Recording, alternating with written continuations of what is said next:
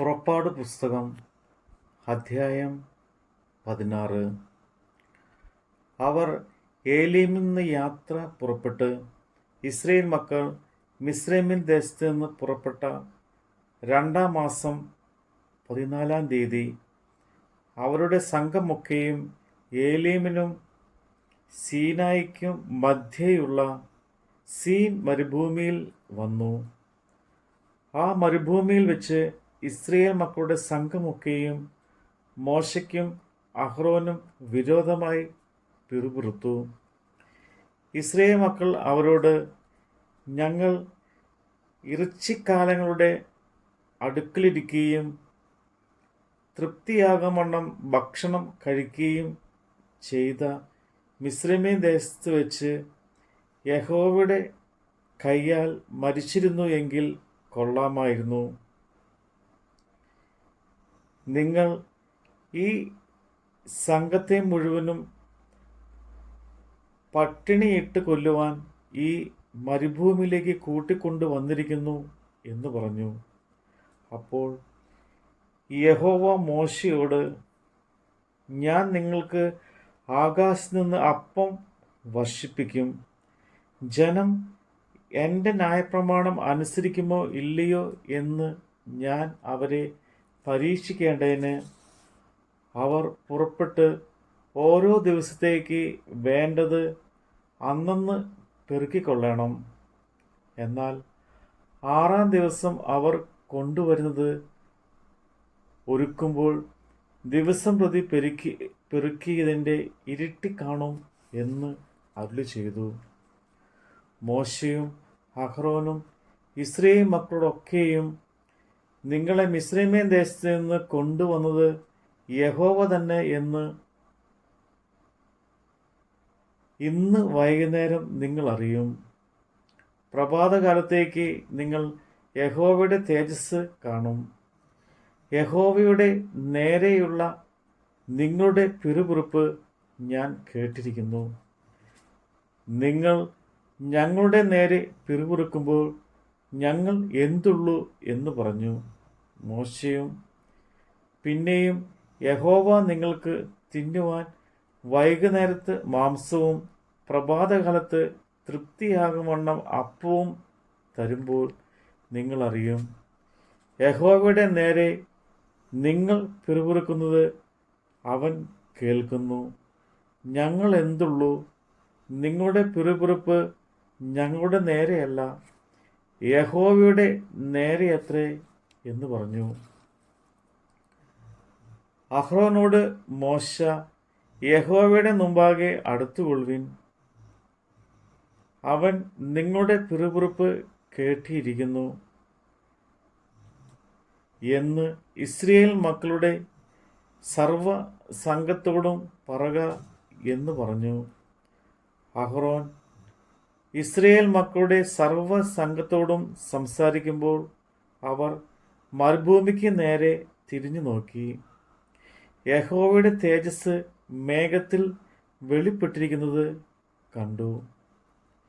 യഹോവ മോശയോട്, ഇസ്രായേൽ മക്കളുടെ പിറുപിറുപ്പ് ഞാൻ കേട്ടിരിക്കുന്നു. നീ അവരോട് സംസാരിച്ച്, നിങ്ങൾ വൈകുന്നേരത്ത് മാംസം തിന്നും, പ്രഭാതകാലത്ത് അപ്പം കൊണ്ട് തൃപ്തരാകും. ഞാൻ നിങ്ങളുടെ ദൈവമായ യഹോവയാകുന്നു എന്ന് നിങ്ങൾ അറിയും എന്ന് പറക എന്ന് കൽപ്പിച്ചു. വൈകുന്നേരം കാടകൾ വന്ന് പാളയത്തെ മൂടി. പ്രഭാതകാലത്ത് പാളയത്തിൻ്റെ ചുറ്റും മഞ്ഞ് വീണുകിടന്ന മഞ്ഞ് മാറിയ ശേഷം മരുഭൂമിയിൽ എല്ലാവരും പെതുമ്പലിൻ്റെ മാതിരിയിൽ ഒരു നേരിയ വസ്തു ഉറച്ച് മഞ്ഞുപോലെ നിലത്ത് കിടക്കുന്നത് കണ്ടു. ഇസ്രായേൽ മക്കൾ അത് കണ്ടാരെ എന്തെന്ന് അറിയാകിയാൽ ഇത് എന്ത് എന്ന് തമ്മിൽ ചോദിച്ചു. മോശ അവരോട്, ഇത് യഹോവ നിങ്ങൾക്ക് ഭക്ഷിപ്പാൻ തന്നിരിക്കുന്ന ആഹാരമാകുന്നു. ഓരോരുത്തന് ഭക്ഷിക്കാവുന്നിടത്തോളം പെറുക്കിക്കൊള്ളുവിൻ. താന്താൻ്റെ കൂടാരത്തിനടുത്തുള്ളവരുടെ എണ്ണത്തിനൊത്തവണ്ണം ആളൊന്നിന് ഇടങ്ങഴി വീതം എടുത്തുകൊള്ളണം എന്ന് യഹോവ കൽപ്പിക്കുന്നു എന്ന് പറഞ്ഞു. ഇസ്രായേൽ മക്കൾ അങ്ങനെ ചെയ്തു. ചിലർ ഏറെയും ചിലർ കുറേയും പെറുക്കി. ഇടങ്ങഴി കൊണ്ട് അളന്നപ്പോൾ ഏറെ പെറുക്കിയവന് ഏറെയും കുറെ പെറുക്കിയവന് കുറവും കണ്ടില്ല. ഓരോരുത്തന് താൻ ഭക്ഷിക്കുന്നിടത്തോളം പെറുക്കിയിരുന്നു. പിറ്റന്നാളത്തേക്ക് ആരും ഒട്ടും ശേഷിപ്പിക്കരുതെന്ന് മോശ പറഞ്ഞു. എങ്കിലും ചിലർ മോശയെ അനുസരിക്കാതെ പിറ്റന്നാളത്തേക്ക് കുറെ ശേഷിപ്പിച്ചു. അത് കൃമിച്ച് നാറി. മോശ അവരോട് കോപിച്ചു. അവർ രാവിലെ തോറും അവനവന് ഭക്ഷിക്കാവുന്നിടത്തോളം പെറുക്കും. വെയിൽ നോക്കുമ്പോൾ അത് ഉരുകിപ്പോകും. എന്നാൽ 6-ാം ദിവസം അവർ ആൾ ഒന്നിന് 2 ഇടങ്ങഴി വീതം ഇരട്ടി ആഹാരം ശേഖരിച്ചു. അപ്പോൾ സംഘപ്രമാണികൾ എല്ലാവരും വന്നു മോശയോട് അറിയിച്ചു. അവൻ അവരോട്, അത് യഹോവ കൽപ്പിച്ചത് തന്നെ. നാളെ സ്വസ്ഥത ആകുന്നു, യഹോവയ്ക്ക് വിശുദ്ധമായുള്ള ശബ്ബത്ത്.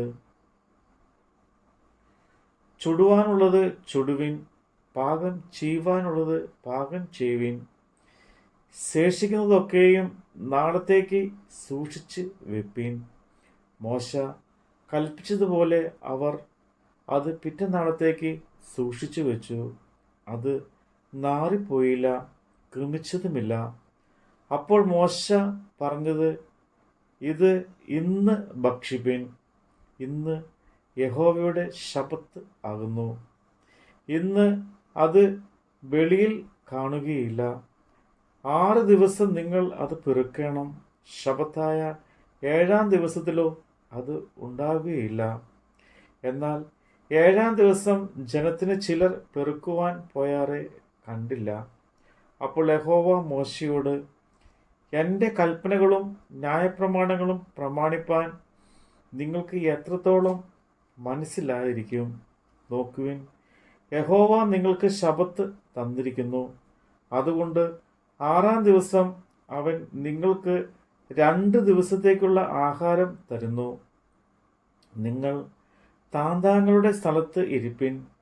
7-ാം ദിവസം ആരും തൻ്റെ സ്ഥലത്ത് നിന്ന് പുറപ്പെടരുത് എന്ന് കൽപ്പിച്ചു. അങ്ങനെ ജനം 7-ാം ദിവസം സ്വസ്ഥമായിരുന്നു. ഇസ്രായേല്യർ ആ സാധനത്തിന് മന്ന എന്ന് പേരിട്ടു.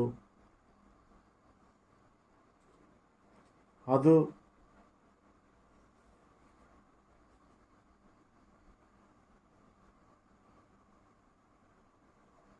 കൊത്താമ്പലാരി പോലെയുള്ള വെള്ള നിറമുള്ളതും തേൻ കൂട്ടിയ ദോശയോടൊത്ത രുചിയുള്ളതും ആയിരുന്നു.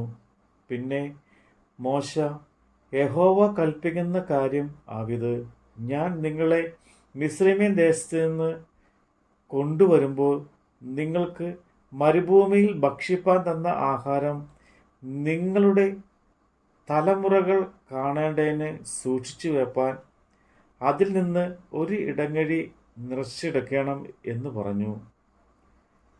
അഹ്റോനോട് മോശ ഒരു പാത്രം എടുത്ത് അതിൽ ഒരു ഇടങ്ങഴി മന്ന ഇട്ട് നിങ്ങളുടെ തലമുറകൾക്ക് വേണ്ടി സൂക്ഷിപ്പാൻ യഹോവയുടെ മുമ്പാകെ വെച്ചുകൊള്ളുക എന്ന് പറഞ്ഞു.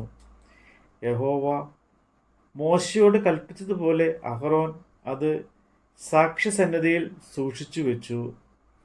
കുടിപ്പാർപ്പുള്ള ദേശത്ത് എത്തുവോളം ഇസ്രായേൽ മക്കൾ 40 സംവത്സരം മന്ന ഭക്ഷിച്ചു.